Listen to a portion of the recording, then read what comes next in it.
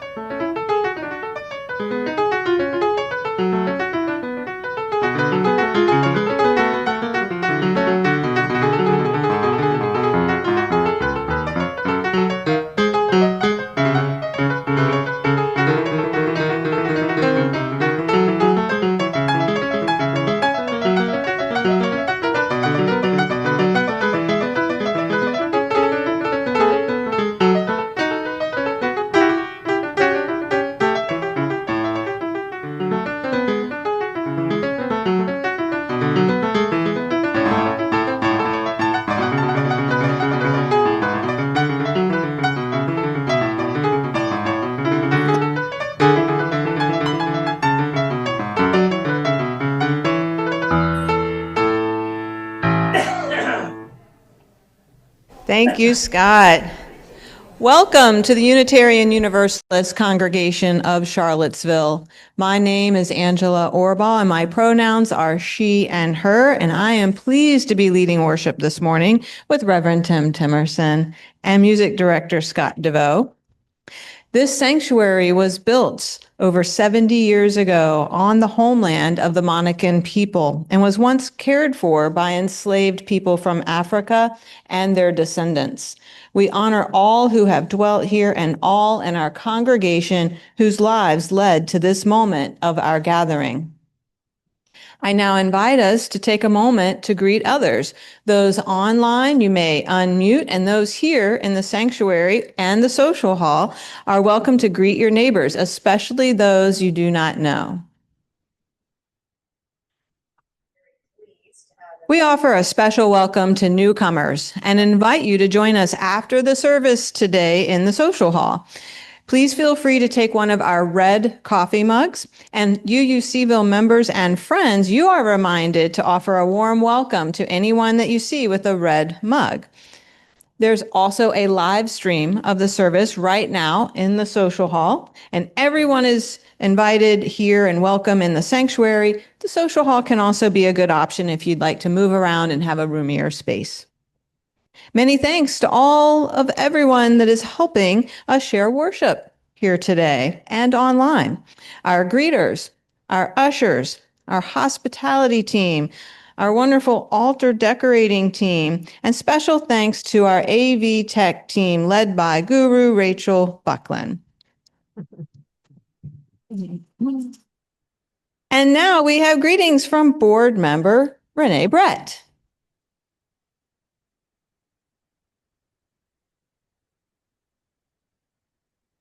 Good morning. So great to see so many people here on this hot summer morning. Hopefully we can all stay cool. So this is my last board greeting. My name is Renee Brett. My pronouns are she and her.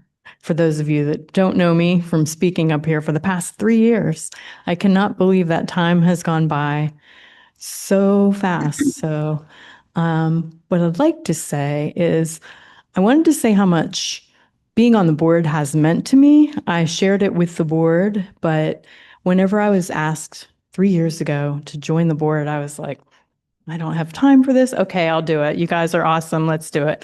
And so I did.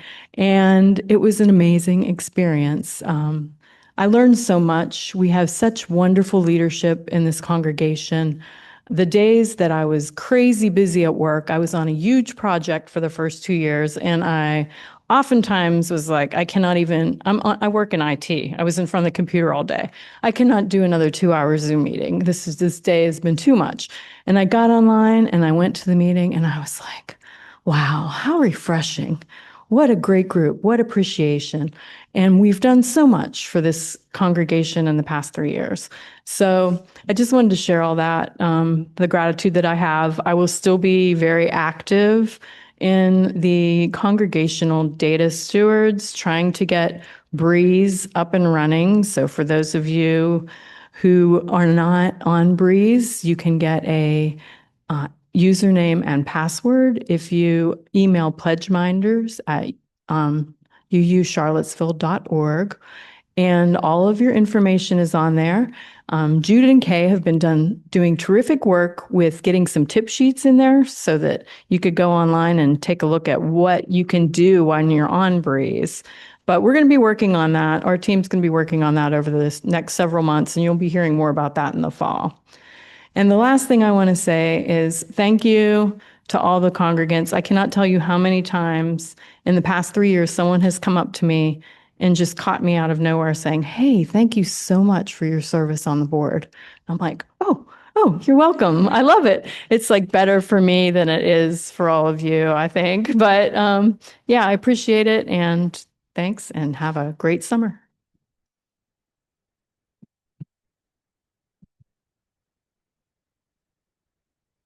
Thank you, Renee, and thank you so much for your service on the board. Here are this morning's announcements. Today is Food Sharing Sunday here at UUCville. Look at this. This is amazing. So thanks to all who have brought food, cleaning supplies, toiletry supplies to share. Anyone is welcome to remain in the sanctuary after the service and come up front and select what you'd like to take home. We are coming to the end of our fiscal year, and all 2024-2025 pledge payments are due on Monday, June 30th. So Monday, June 30th. If you have questions about your remaining balance or anything else related to your 2024-2025 pledge, you can email pledgeminder@uucharlottesville.org. And as always, thank you so very much for your support. Are you new to UU Congregation of Charlottesville? Do you want to learn more about Unitarian Universalism and UUCville in general? Well, then join Rev Tim today and several lay leaders after the service for our monthly Newcomers Circle. Now, this will be held today in the lower hall 3 after the service, but you still have time to go grab some coffee and popcorn and then head downstairs, lower hall 3, for about 30 minutes of relaxed conversation after the service. There is no OOPS meeting today. I know that that's on the list up there, but that has been canceled, so there is no OOPS parent support group meeting today. Our call to worship this morning is adapted from the work of Polly Murray, an activist, civil and gender rights attorney, and the first African-American woman ordained as an Episcopal priest. When circles are created to exclude one person or a whole group of people, let us draw larger circles to include all. When some speak out for the privileges and supremacy of the powerful, let us shout for the rights of all humankind. With humility and with pride, let us offer our courage, our commitment, and our lives for whatever they are worth to fulfill the prophecy that all people are created equal. I now invite Laura Horn to light our flaming chalice. As she does so, please join me in saying our chalice lighting words. We gather this hour as people of faith with joys and sorrows, gifts and needs. We light this beacon of hope, sign of our quest for truth and meaning in celebration of the life we share together. And I'm going to put my mic in the mic stand. Thank you, Rachel. So you can follow me along as we do our hand motions. Our hand is the matchbook. Our finger is the match. We light this chalice to celebrate Unitarian Universalism. This is the Church of Open Minds. This is the church of helping hands. This is the church of loving hearts. Great. So, good morning. Hello, everybody. I haven't said good morning yet. So, our opening hymn today is one you may not be familiar with. It's called Follow the Drinking Gourd. If you read the description for today's service, be talking later in the service about the Underground Railroad. And this was an African-American spiritual that came out of that experience. So, the drinking gourd is the Big Dipper pointing to the North Star, which points to freedom. So Scott will lead us in this. You may not be familiar. It's not a really hard song to sing. You just have to get the hang of it. So please rise in body or spirit and join in singing Follow the Drinking Gourd.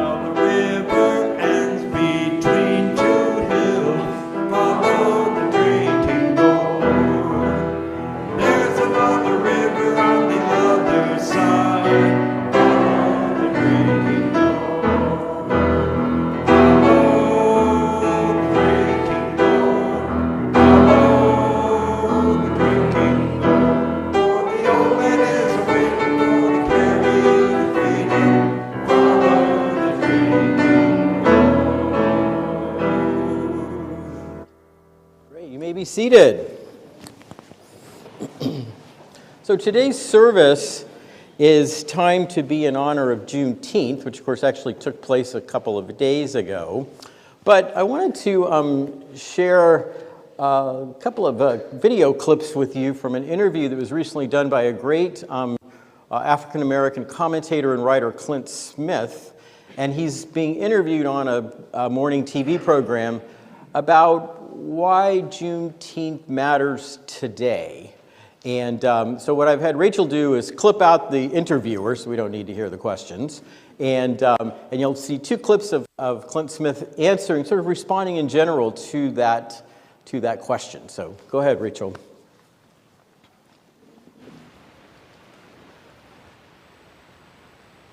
Oh, it's profoundly important. America is a place that has provided unparalleled, unimaginable opportunities for millions of people across generations in ways that their own ancestors could have never imagined. And it has also done so at the direct expense of millions and millions of other people who have been intergenerationally subjugated and oppressed. And both of those things are the story of America. It's not one over here or one over there. You get to pick this one, not pick that one. You have to hold both of those realities alongside one another. And when we think about somebody like Thomas Jefferson, right, somebody we consider the intellectual founding father of this country, the third president of the United States, he is somebody who sort of embodies that cognitive dissonance. He is someone who at once wrote one of the most important documents in the history of the Western world and also enslaved over 600 people over the course of his lifetime, including 4 of his own children. He wrote in the Declaration of Independence that all men are created equal, and wrote in notes on the state of Virginia that black people were inferior to whites in both endowments of body and mind.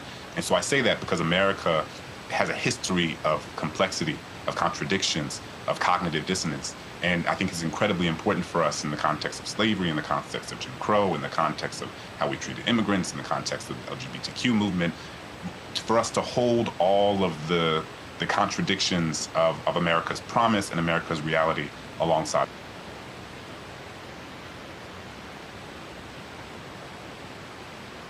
Yeah, I think it's incredibly important that, as I just alluded to, that we have a both and understanding of America. And so, as you said, it is true that there were white Americans who were the central force of continuing to perpetuate the violence and indignity of slavery.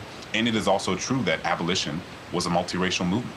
I think what we have to do is recognize that sometimes in the context of these conversations, it can be suggested that Lincoln or benevolent white abolitionists sort of granted freedom to Black Americans, that they sort of handed it to them as a benevolent gesture. And I think that we can at once recognize the ways in which white Americans worked alongside enslaved people and free Black people without suggesting that they somehow gave it to them. Because what's true is that Black people, they arrived on these shores 1619. Slavery didn't end until 1865, but from the moment the enslaved people arrived on these shores, they were fighting for freedom. They were fighting for emancipation. They were fighting for liberation. And what that also means is that the vast majority of people who fought for freedom never got a chance to experience it for themselves. But they fought for it anyway, because they knew that someday someone would. And I think about how my life is only possible, how my children's lives are only possible, because of generations of people who fought for something they knew they might never see, but who fought for it anyway because they knew that someday someone would. And I think about what sort of responsibility does that bestow upon all of us, Black Americans, but also white Americans, all Americans, to try to build the sort of world that we might not necessarily be able to see ourselves, but to build it anyway because that's what was done for us. Clint Smith, thank you for the important context on such an important conversation. Thank you for sharing that, Reverend Tim. We are an interconnected community that cares for one another. Part of how we embody this care is by making time each week to share the joys and sorrows we hold in our hearts. I will now share what was submitted earlier this week. In honor of all our joys and sorrows, everyone is invited to come forward as you wish and place a glass stone in a communal bowl of water as a symbolic act of us each being held by the larger love that holds us all. All are welcome to participate, including those who are new to our congregation. Those online, you may type your joys and sorrows into the chat.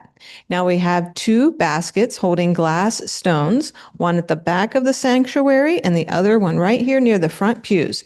Please take a stone or multiple stones from whichever basket is closest to you. When you have your stone, feel free to come down the center aisle or the side aisles and make your way to this bowl in front of the chancel. No need to form a line. There's plenty of room for more than one person at a time to drop their stone in the bowl at the same time. Now, Rosalie Samari from the pastoral care team will come forward and help hold the space. Rosalie will also be available for a few minutes after the service in the back corner of the sanctuary.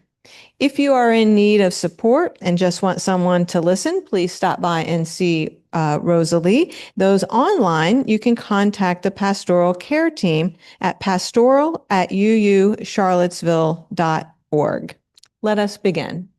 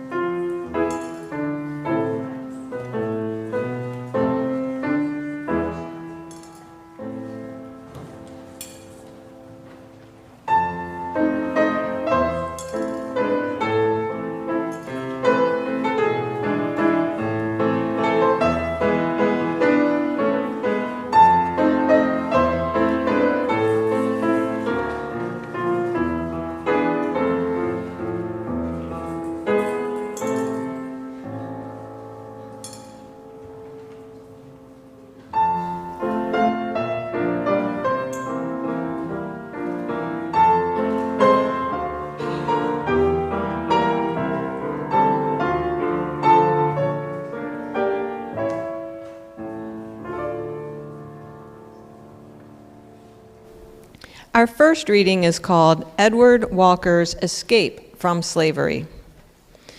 I was born a slave on a plantation in Kenton County, Kentucky, 10 miles from Covington. When I was about 4 years old, I was put to work doing little chores around the house.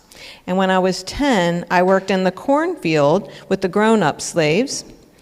I worked on the farm every day, but from the time I was 15 years old, I was always studying how to run away.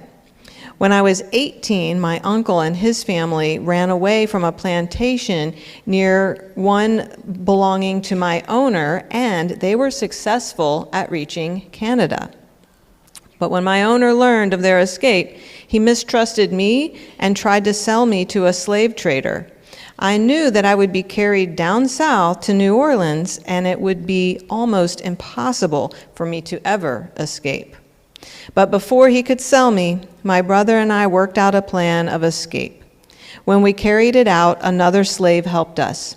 He fixed matters with a white agent of the Underground Railroad in Cincinnati, who agreed to have a boat waiting for us on the riverbank. As we made our escape, we had to be very cautious, for slave catchers were supposed to be watching for runaways every night on the riverbank. Luckily, we made it to the boat, and the white agent rowed us across the river to Cincinnati. We were then taken to a house of a colored family and stayed there for a week, and then left for Canada. We rode in a buggy with a white driver, traveled mostly at night, and slept in farmers' houses by day before taking the train to Sandusky, and then a boat to Detroit, and then a ferry to freedom in Canada. This community offers its love and support to what is closest to our hearts. Another way we show our care for one another is in sharing our financial gifts with our community and our congregation. Our social action collection for the month of June is for Partners for Mental Health, whose mission is to connect persons with mental illness and/or substance use disorder to community support. In addition to giving online, if you would like to make a donation with cash or check, please use the Social Action Collection envelope here in the sanctuary and place them in the collection plate. Please make sure to make all checks out to UU Congregation of Charlottesville and write Social Action Collection in the memo line. Now, we also invite you to give generously to support the ministries and mission of UU Seville. Through your pledges and the weekly Sunday morning offering together, our financial gifts support our congregation and enable us to put love into action. This is our shared ministry.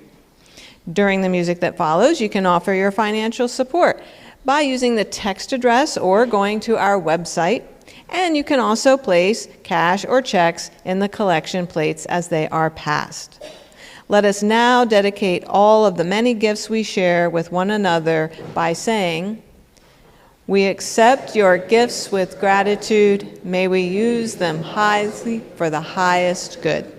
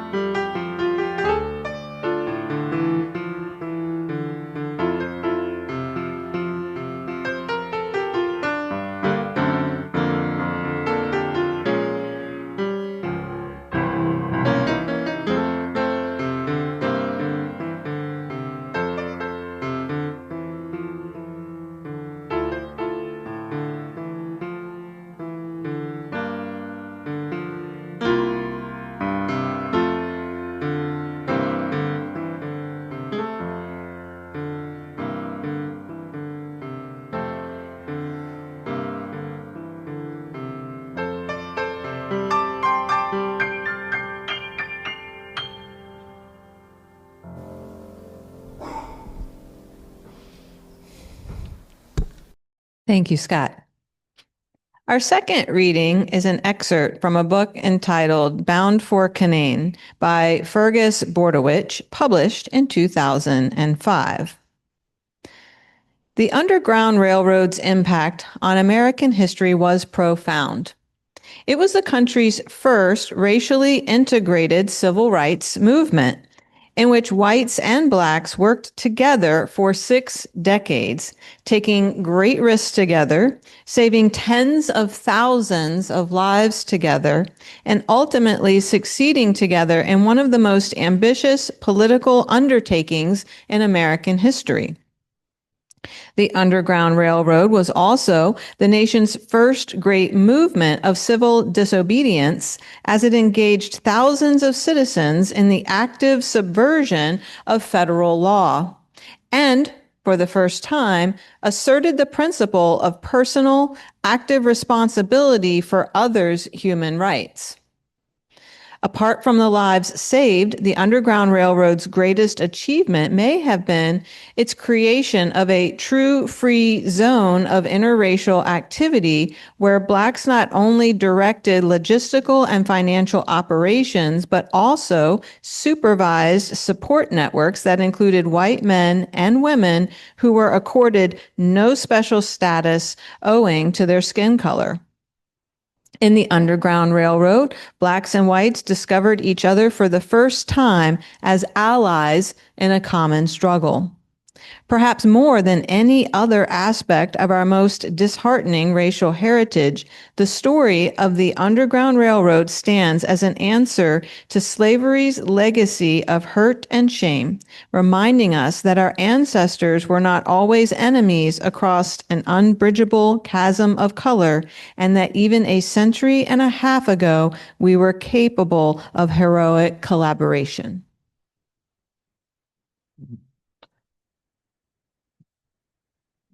Good morning again. Thank you, Angela, sharing that. That really is an exceptionally good book. If you really want to read a good history of the Underground Railroad, I really recommend Bordewich's book, Bound for Canaan. It really is extremely well done. So, as I said earlier, this is our annual marking celebration of Juneteenth, which, of course, as I said, took place on Thursday. Before I begin, I guess I am obligated to say something about the news. And boy, it's whenever I do, it's never something good, it feels like. So, as I'm sure you all know, bombs were dropped yesterday. American bombs were dropped on Iran. And I guess my first reaction is, I have no love for the Iranian regime. They're ruled by a group of folks who are not great people. And but I also know that dropping bombs in war in general is just not the answer. And especially it feels like an opportunity and a possibility where negotiation was actually already successfully done under a couple of presidents ago and then scuttled by the current president. And here we are. And now people have died and the risks are rising. And I'm feeling very sad today and very much feeling that I'm not sure what we can do, but that we all need to pray and meditate for peace. And in case you don't know this, we have a peace pole in this congregation very near the Edgewood Lane doors. And I'm planning a service in the fall about peace, and we'll sort of rededicate that peace pole then. But if you want to spend a few moments at that pole today, perhaps on your way out the door, maybe saying a brief prayer, I certainly invite you to do so. So back to the Underground Railroad and Juneteenth. I hope you all were able to get something out of that Clint Smith videos. He talks kind of fast, I know, a little soft-spoken, but when I watched that interview, I was like, these are themes that I'm really going to be touching on during the sermon today, and not seeing Juneteenth abolition of the Underground Railroad as being an opportunity to cheer on white saviors, but rather white allies. And of course, that the movement was led by people of color, and that the most courageous people in the Underground Railroad were the fugitive enslaved people themselves. And I think that's a lesson that we not only need to know about the Underground Railroad, but in all of the work, the justice work that we do today, our anti-racism work, our social justice work. It's easy to develop, and I'll say this again later in the sermon, but it's easy to get a bit of a puffed up attitude about, look at the good deeds I'm doing. But those deeds are important, but they're not the only or even the most important actions.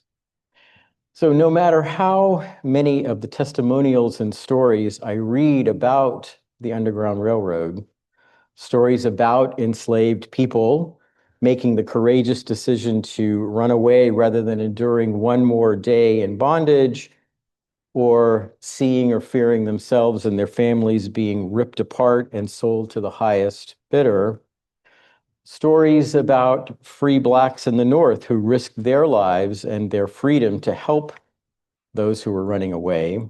And yes, stories about white allies who offered food and shelter and other forms of assistance.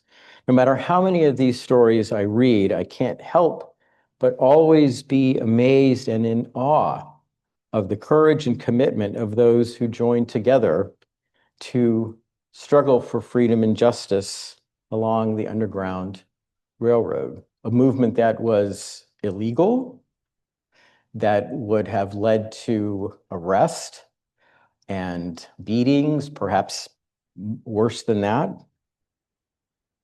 with slave catchers roaming the streets of the North, sneaking up on people, no accountability. Where does this sound familiar?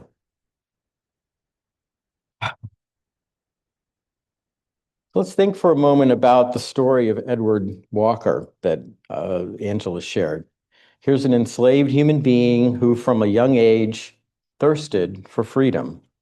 When circumstances changed and his owner decided to sell him, which would make any future escape virtually impossible, Walker made the decision to run away and seek freedom in the North.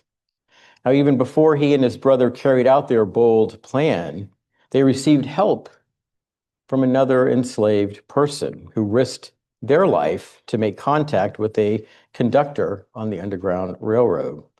After what must have been an arduous and terrifying journey to the banks of the Ohio River, a journey in which, again, capture would have certainly meant brutal physical punishment, perhaps even death, Walker and his brother made it across to Cincinnati. Now, because, as I said a minute ago, slave catchers and their informants were all over free states like Ohio, Walker and his family remained hidden and received help from station masters and conductors who provided food and shelter and transportation. They spent a week hidden by a free Black family before receiving transportation north by a white conductor. Eventually, Walker's journey led to Detroit, where he then boarded a ferry for Canada and freedom. And I followed up on Walker's story. He became a very, very successful and prosperous businessman in Canada. Now, what is perhaps most remarkable about stories like Edward Walker's is just how common they were in the decades leading up to the Civil War. All across what was then the United States, fugitive slaves were following the drinking Gourd and making their way north to freedom. And as they made that courageous journey, they encountered and received help from friends and allies, both Black and white, who were part of a movement that was loosely organized and very, very secret. A movement that chose to confront injustice rather than remaining complacent or looking the other way. A movement that, above all else, affirmed the words upon which this nation was founded, but which had and often continues to be ignored. We hold these truths to be self-evident, that all people are created equal. Now, I want to take a moment now to tell you another story that I learned about the Underground Railroad. This is a story of two extraordinary men, two heroes who lived in the same small town along the Ohio River in Ohio. These two men were John Parker and a white minister named John Rankin. Now, I first learned about Parker and Rankin when I visited the National Underground Railroad Museum and Freedom Center in Cincinnati some years ago. John Parker spent the first 18 years of his life enslaved. After several failed attempts to escape, his skills as a blacksmith enabled him to earn enough money to purchase his freedom, and he eventually settled in the same small town that John Rankin lived in. He owned a foundry and raised a family. But for John Parker, freedom wasn't simply the opportunity to earn a living or raise a family. Freedom was a responsibility and a calling to help others to share in that freedom.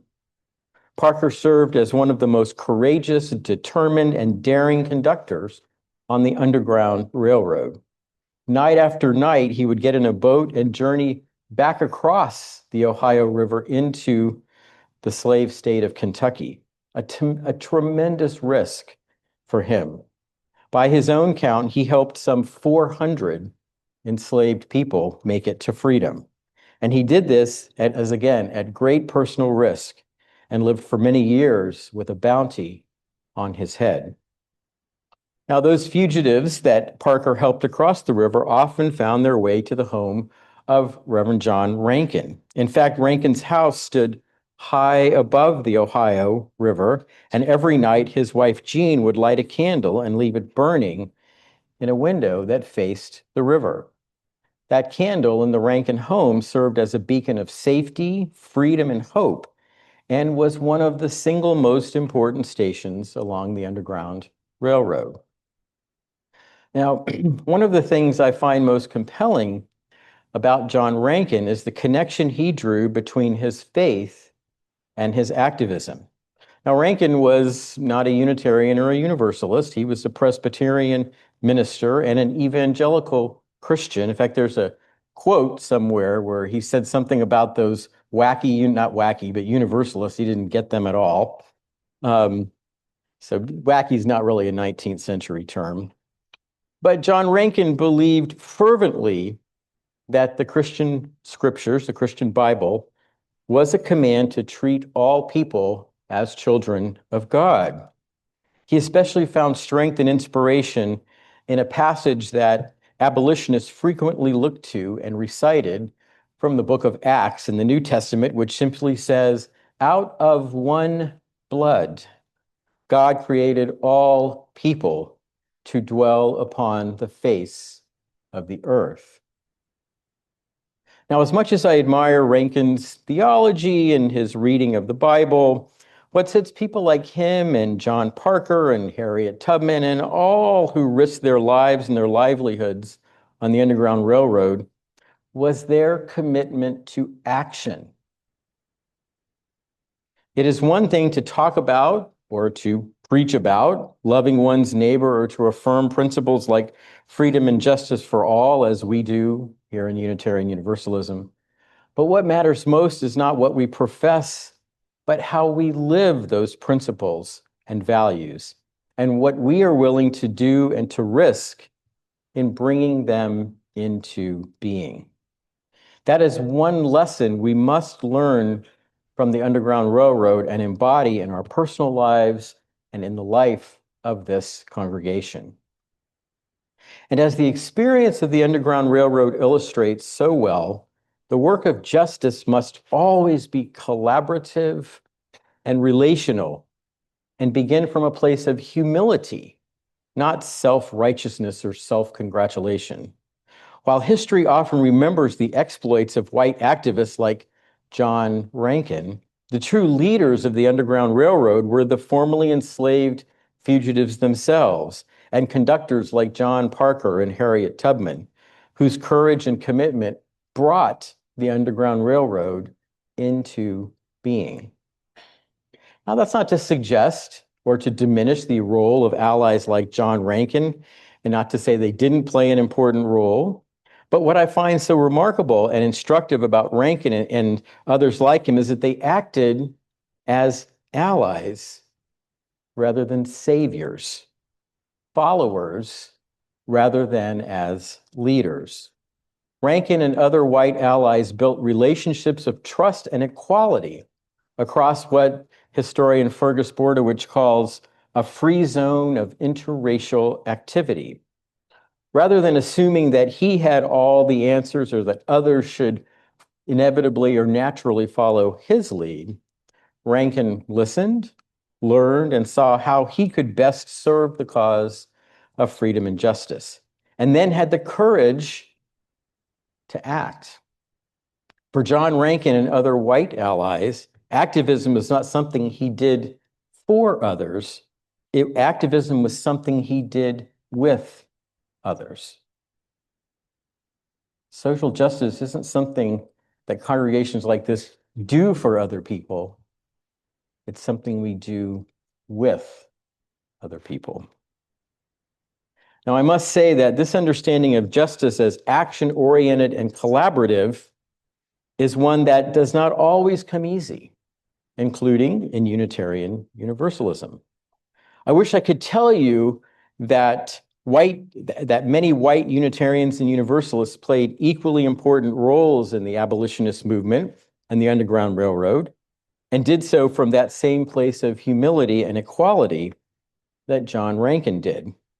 And there are, of course, Unitarians and Universalists who did play important roles in the abolitionist movement.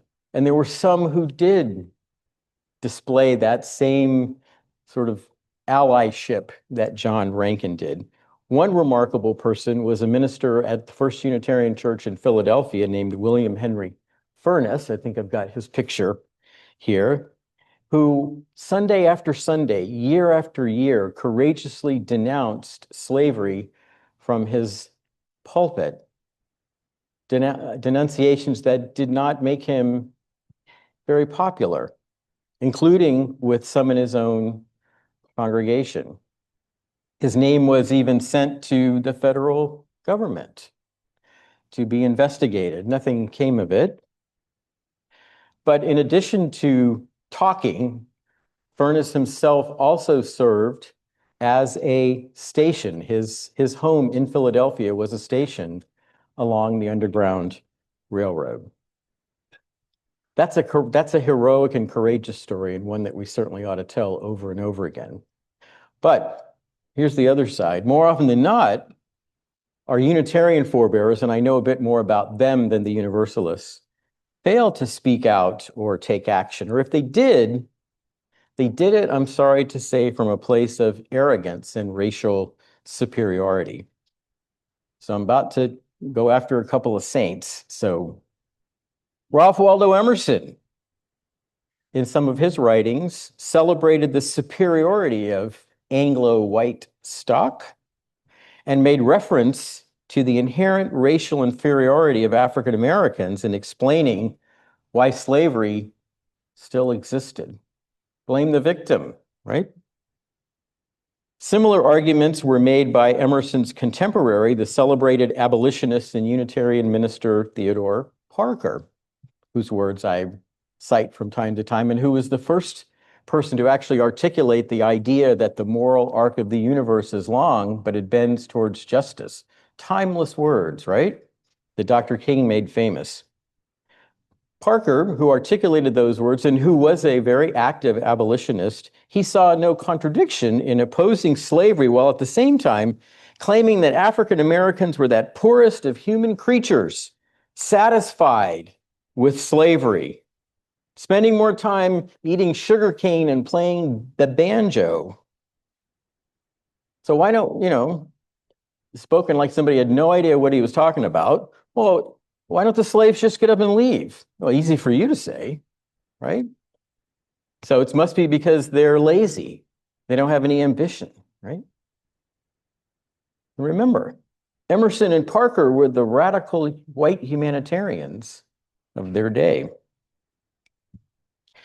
Now, building relationships among equals rather than assuming we have all the answers or that we must save them, that's still a challenge in Unitarian Universalism. It's so much easier to preach a sermon, sing a hymn, or sign a petition. And don't get me wrong, those things are important. Signing petitions, signing postcards. Where's Ellie? Ellie, I love petitions and postcards. This is not a criticism at all. But those are first steps, and Ellie, I think, would agree with that. So many who worked as part of the Underground Railroad, as they learned, getting out of one's comfort zone and building relationships across barriers of bias, stereotype, privilege, that's essential and the only truly effective way of bringing about meaningful change. And as Rankin and Furness, John Parker and Harriet Tubman all experienced, those relationships in that interracial zone of freedom, those relationships can be powerful and life-changing. Not only for those on the margins, but powerful and life-changing for each and every one of us. Let me just conclude by saying that I am so hopeful and so inspired by the direction that our congregation is moving in as we are beginning, at the very beginning of starting to build what I think will become those kinds of transformative relationships across all of those barriers, physical and invisible, that keep us apart. We're doing wonderful work with organizations like Sin Barreras and City of Promise.